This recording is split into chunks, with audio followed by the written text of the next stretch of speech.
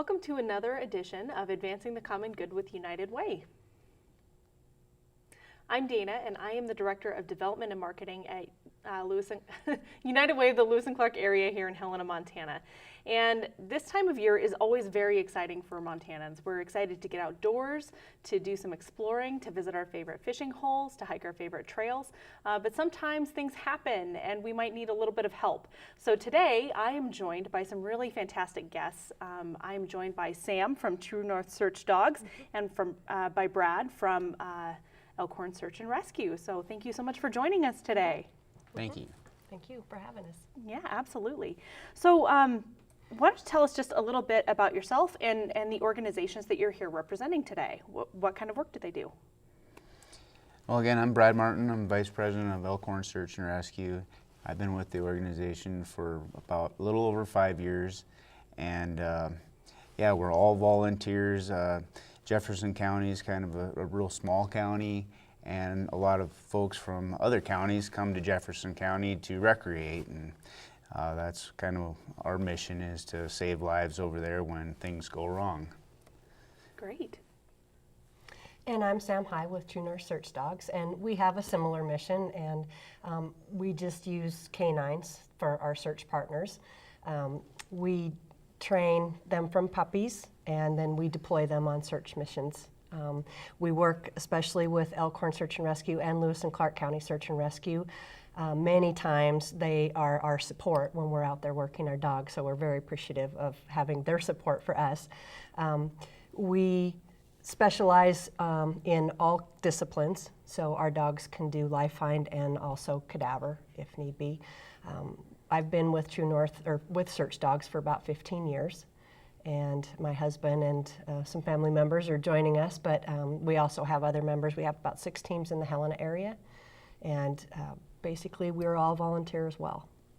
Wow, that's really fantastic. So based on what you do as an organization, what kind of services do you provide beyond what we might have already touched on, and what kind of education do you do in the community, just to go ahead and make sure people are aware of the work that you do and the value that you have? So yeah, we do a lot of course, the training, monthly trainings internally, but on the off season when we're not searching and rescuing people, we got a program called Hug a Tree where we go in and educate some of the younger kids in the schools and tell them, give them instructions on how to be safe in the woods and avoid maybe getting into some dangerous situations, and if they are, on what to do when they would be lost or hurt in the woods. Great, that's wonderful. So hugging trees isn't really just an environmentalist thing. No. Great. How about you, Sam? Well, we do similar things. We also will do demonstrations for any group, frankly, that wants it. We've worked with different church groups. We've gone to schools. We've done some training up at Carroll College for some of their classes. We do train regularly ourselves. We do a lot of boat work because our dogs are also certified on the water. So we train them to ride ATVs, snowmobiles, chairlifts at ski areas. So they're pretty much used to getting on anything that we ask them to. So all of our training is just continuing their education for the dogs and also just for us as well, so that we can continually understand what's going on with the dog and be able to read them. That's great. And before we started filming, we were actually even talking about some of the work that you've gotten to do with the National Guard and working with maybe some of the helicopter crews. Can you tell us just a little bit about that? Yeah, the training is that we do is very diverse. You got to be able to snowmobile in the winter, and when people get stuck in a snowmobile spot, you got to be a good snowmobile rider to even get to them. Avalanche recovery, and then of course we work with the dog teams. We got to know how to interact with those folks, and then with the helicopters especially, it's not just to jump on the helicopter and go. There's a lot of moving parts and coordination that goes into that. And you got the National Guard, you got the Air Guard, you got the Air Force, and then the private folks too. And so all those entities coming together to make a successful search, there's just a phenomenal amount of logistics that goes into that.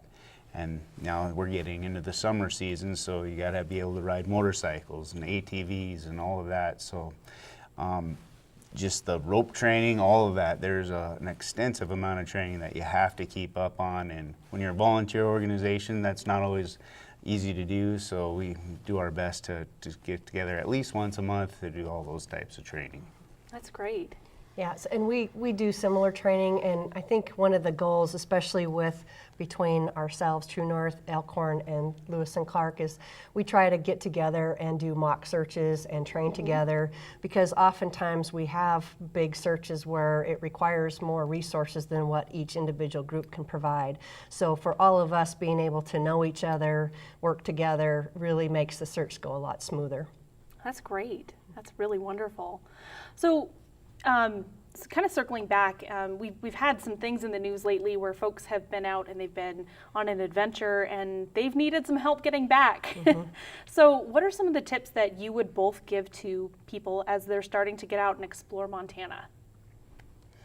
You know, taking that extra little precaution to take a little extra equipment with you when you go out into the woods. You don't always expect it. My day trip might turn into an overnight trip, and just having a few survival items can make all the difference in you coming out in whole in one piece, and letting people know where you're going.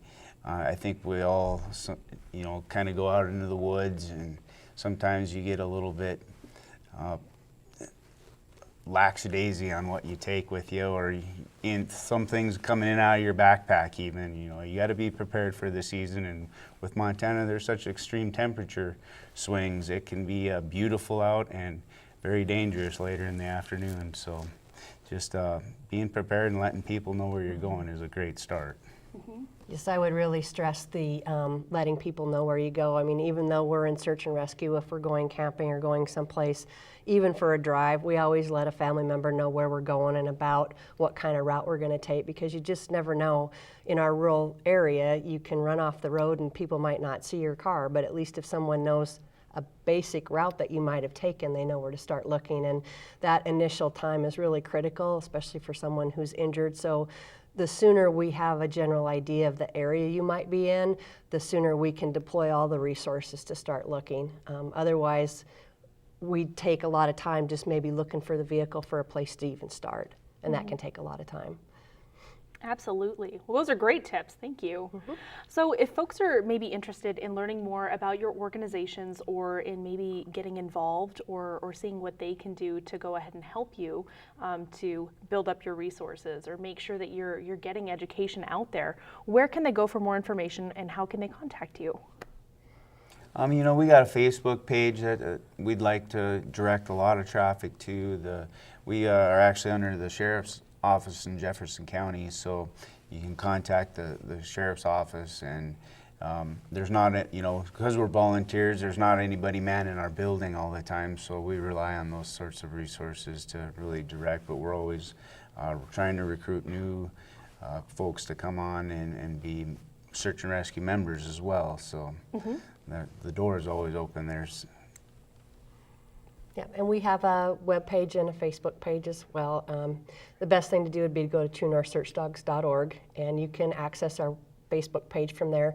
We also have some articles and information in our library there where you can kind of view some of the things that it takes to be a search dog handler, some of the equipment you would need, the training, the cost, so people can have an idea of what's involved before they have to actually commit to something. And we always are looking for people that want to come out and volunteer to get lost and go hide for our dogs so that we can get them out and train, because that's how we train, is to find people. So anybody that wants to volunteer for that, we're always looking for volunteers.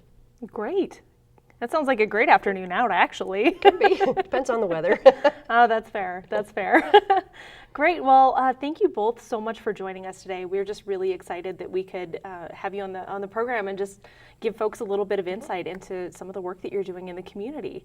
So thank you so much for helping us all to stay safe out there. Thank you for having us. Absolutely. Absolutely.